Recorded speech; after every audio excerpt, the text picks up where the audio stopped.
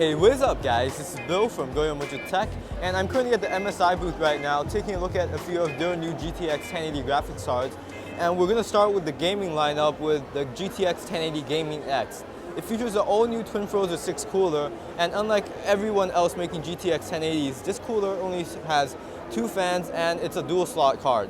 The performance is to be determined, but MSI claims that there's a 20% reduction in both noise and thermal.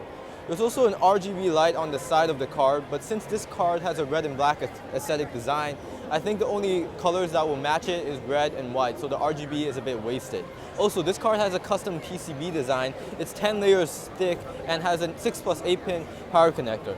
It also has a 10+1 phase power delivery design, which is a big difference from the 5+1 phase in the Founders Edition. Now moving on to the GTX 1080 Gaming Z.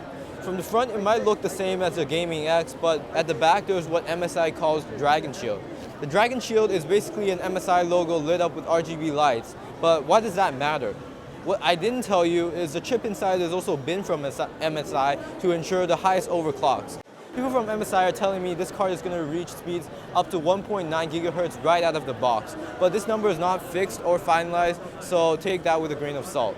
It has the same PCB design as the Gaming X with the 6+8 pin power connector and 10+1 phase power delivery design.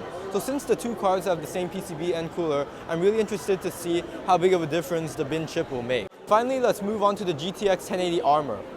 The Armor series is right below the gaming lineup in the MSI family, and it features a last generation Twin Frozen 5 cooler, but it has a white and black aesthetic design, which are more neutral colors that I believe will fit in more systems. Also, it has the same PCB design as the rest of the cards, so it has more power delivery for better overclocking. This card, however, does not have a backplate, but in my opinion, the matte black PCB still looks fine.